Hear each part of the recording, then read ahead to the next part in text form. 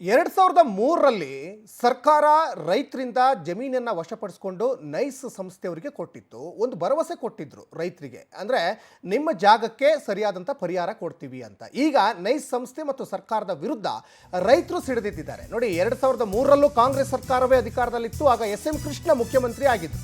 Nice ಸಂಸ್ಥೆ ಜೊತೆಗೆ ಸರ್ಕಾರದ ವಿರುದ್ಧ ಈಗ ಬೆಂಗಳೂರು ಹೊರವಲಯದ ಸೋಂಪುರ ರೈತರು ಕಿಡಿಕಾರ್ತಾ ಇದ್ದಾರೆ. ಎಲ್ಲಿ ನಾವು ಜಮೀನು ಕೊಟ್ಟಿದ್ದೀವಲ್ಲ, ಪರಿಹಾರ ಕೊಡಿ ಅಂತ. ರೈತರಿಗೆ ನೀಡಬೇಕಾಗಿದ್ದ ಸೈಟ್ ಮತ್ತೆ ಪರಿಹಾರ ನೀಡದೆ ಕಳ್ಳಾಟ ಮಾಡ್ತಾ ಇದ್ದಾರೆ.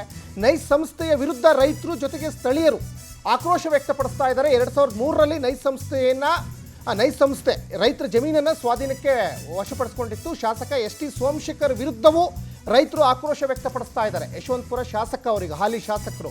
ನೈಸ್ ಸಂಸ್ಥೆ ಜೊತೆಗೆ ಸರ್ಕಾರದ ವಿರುದ್ಧ ಬೆಂಗಳೂರು ಹೊರವಲಯದ ಸೋಂಪುರ ರೈತರು ಕಿಡಿಕಾರ್ತಾ ಇದ್ದಾರೆ. ನಮ್ಮ ಜಮೀನನ್ನು ನೀವು ವಶಪಡಿಸ್ಕೊಂಡ್ರಿ, ನಮಗೆ ಇಲ್ಲ ಸಲ್ಲದ ಭರವಸೆ ಕೊಟ್ರಿ, ನಮ್ಮ ಹತ್ರ ನೈಸಲ್ಲಿ ನಮ್ಮ ಜಾಗವನ್ನು ಇಸ್ಕೊಂಡು ಈಗ ನೈಸ್ ಸಂಸ್ಥೆಯವ್ರಿಗೆ ಕೊಟ್ರಲ್ಲ, ಕೊಡಿ, ನಮ್ಮ ಜಾಗಕ್ಕೆ ಪರಿಹಾರ ಕೊಡಿ, ಇಲ್ಲಾಂದರೆ ಬದಲಿ ಸೈಟ್ ಕೊಡಿ. ಶಾಸಕ ಎಸ್.ಟಿ. ಸೋಮಶೇಖರ್ ವಿರುದ್ಧ ರೈತರು ಆಕ್ರೋಶವನ್ನು ವ್ಯಕ್ತಪಡಿಸ್ತಾ ಇದ್ದಾರೆ. ಎಸ್.ಎಂ. ಕೃಷ್ಣ ಆಗ ಮುಖ್ಯಮಂತ್ರಿ ಆಗಿದ್ದರು. ಅವ್ರಿಗೊಂದು ದೊಡ್ಡ ಕನಸಿತ್ತು, ಬೆಂಗಳೂರನ್ನು ನಾವು ಸಿಂಗಾಪುರ್ ಮಾಡ್ತೀವಿ ಅಂತ. ಆ ನಿಟ್ಟಿನಲ್ಲಿ ನೋಡಿ, ಈಗ ನೀವೀಗೆ ನೈಸ್ ರಸ್ತೆ ನೋಡ್ತಾ ಇದ್ದೀರಲ್ಲ, ಇದು ರೈತರ ಜಮೀನನ್ನು ಸ್ವಾಧೀನಪಡಿಸ್ಕೊಂಡು ಸರ್ಕಾರ, ಆಗ ಕಾಂಗ್ರೆಸ್ ಸರ್ಕಾರ ಅಧಿಕಾರದಲ್ಲಿತ್ತು, ಈಗಲೂ ಕಾಂಗ್ರೆಸ್ ಸರ್ಕಾರ ಅಧಿಕಾರದಲ್ಲಿದೆ. ರೈತರು ಆಕ್ರೋಶವನ್ನು ವ್ಯಕ್ತಪಡಿಸ್ತಾ ಇದ್ದಾರೆ, ನಮ್ಮ ಜಮೀನು ಕೊಡಿ, ಇಲ್ಲಾಂದರೆ ಅದಕ್ಕೆ ಸರಿಯಾದಂತಹ ಪರಿಹಾರ ಕೊಡಿ ಅಂತ. ಸೋಂಪುರ ಈ ಸುತ್ತಮುತ್ತ ಲಿಂಕ್ ರೋಡ್ ಸಂಬಂಧಪಟ್ಟಂಗೆ ರೈತರುಗಳು ಇವತ್ತು ಈ ಒಂದು ದುಡ್ಡು ತಗೊಂಡಿದ್ದೀವಿ, ಸೈಡ್ ತಗೊಂಡಿಲ್ಲ, ನಮ್ಮೆಲ್ಲ ಜಮೀನು ವ್ಯವಹಾರ, ನಮ್ಮ ಖಾತೆಗಳು, ಹೆಸರುಗಳೆಲ್ಲ ನೈಸ್ ಕಂಪ್ನಿ ಹೆಸರು ಪಾಲಾಗಿದೆ. ಇದು ಒಂದು ಭಾಗ. ನಾವು 100ಕ್ಕೆ 100 ಕಾನೂನು ರೀತಿ ಹೋರಾಟ ಮಾಡೋಕೆ ಹೋದರೆ ಕಷ್ಟ ಆಗ್ತದೆ. ಅದು ನಾವು ಮನ್ಗಂಡಿದ್ದೀವಿ. ಅದನ್ನೇ ನಾವು ಹೇಳ್ಕೊಂಡು ಹಿರಿಯರು, ಇವರು ನಮ್ಮ ಸರ್ಕಾರದವರು, ಯಾರು ರೈತರ ಪರವಾಗಿ ಅನುಕೂಲ ಆಗ್ತದೆ ಅನ್ನೋದು ಅವ್ರ ಕಾಳಜಿ ಇರೋಂಥವ್ರು ಇದ್ರನ್ನ ಕೂತ್ಕೊಂಡು ಬಗೆಹರಿಸಿ. ಎರಡನೇದು, ನೀವು ಹೇಳ್ದಂಗೆ ಗೋಣಿಪುರ ಆ ಭಾಗದಲ್ಲಿ ಇರ್ತಕ್ಕಂಥದ್ದು ಇನ್ನೂ ಭೂ ಸ್ವಾಧೀನ ಆಗಿಲ್ಲ.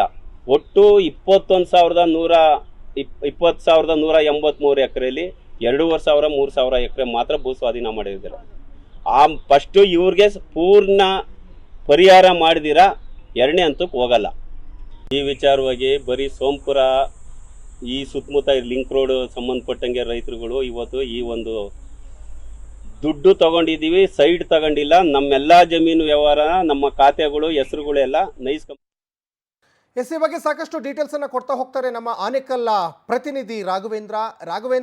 2003ರಲ್ಲಿ ರೈತರ ಜಮೀನನ್ನು ಸರ್ಕಾರ ಸ್ವಾಧೀನಪಡಿಸ್ಕೊಂಡಿತ್ತು, ಸಾಕಷ್ಟು ಆಮಿಷಗಳನ್ನು ಒಡ್ಡಿ. ಆಗಲೂ ಕಾಂಗ್ರೆಸ್ ಸರ್ಕಾರದಲ್ಲಿ ಅಧಿಕಾರದಲ್ಲಿತ್ತು, ಈಗಲೂ ಕಾಂಗ್ರೆಸ್ ಸರ್ಕಾರದಲ್ಲಿ ಅಧಿಕಾರದಲ್ಲಿದೆ. ರೈತರ ಅಳಲೇನು, ಈಗ ಅವರ ಹೋರಾಟ ಮುಂದುವರಿಸ್ತಾರಂತ, ಏನು ಕತೆ ಏನಿದೆ, ಇದ್ರ ಬಗ್ಗೆ ಹೆಚ್ಚಿನ ಡೀಟೇಲ್ಸ್. ಎಸ್ ಸಚಿನ್, ನೈಸ್ ರಸ್ತೆ ಏನಿದೆ ಇದು ಒಂದು ರೀತಿ ನಮ್ಮ ಬೆಂಗಳೂರಿನ ಪ್ರತಿಷ್ಠಿತ ರಸ್ತೆ ಅಂತಾನೆ ಹೇಳ್ಬೋದಾಗಿದೆ. ಈ ಒಂದು ಪ್ರತಿಷ್ಠಿತ ರಸ್ತೆ ನೈಸ್ ಸಂಸ್ಥೆ ನಿರ್ಮಾಣವನ್ನ ಮಾಡಿದ್ದು 2003ರಿಂದ ಈ ಒಂದು ಕೆಲಸವನ್ನ ಶುರು ಮಾಡ್ತಾರೆ. 2003ರಲ್ಲಿ ರೈತರ ಬಳಿ ಸಾವಿರಾರು ಎಕರೆಗಳಷ್ಟು ಭೂಮಿಯನ್ನ ವಶಕ್ಕೆ ಪಡೆದುಕೊಳ್ತಾರೆ. ಅದಾದ ನಂತರ ನೈಸ್ ರಸ್ತೆಯನ್ನು ಕೂಡ ನಿರ್ಮಾಣವನ್ನ ಮಾಡ್ತಾರೆ. ಜೊತೆಗೆ ಹೆಚ್ಚುವರಿ ಜಮೀನನ್ನು ಕೂಡ ಈಗಾಗಲೇ ನೈಸ್ ರಸ್ತೆಯವರು ರೈತರ ಬಳಿ ಭೂ ಸ್ವಾಧೀನವನ್ನ ಮಾಡಿಕೊಂಡಿರ್ತಾರೆ. ಬಹಳ ಪ್ರಮುಖವಾಗಿ ಯಶವಂತಪುರ ವಿಧಾನಸಭಾ ಕ್ಷೇತ್ರದ ಗೊಲ್ಲಹಳ್ಳಿ, ಸೋಂಪುರ, ಹೆಮ್ಮಿಗೆಪುರ ಸೇರಿದಂತೆ ಸುತ್ತಮುತ್ತಲ ಅನೇಕ ರೈತರು ಈ ಒಂದು ನೈಸ್ ರಸ್ತೆಗೆ ತಮ್ಮ ಒಂದು ಸ್ಥಳವನ್ನ ನೀಡಿರ್ತಾರೆ.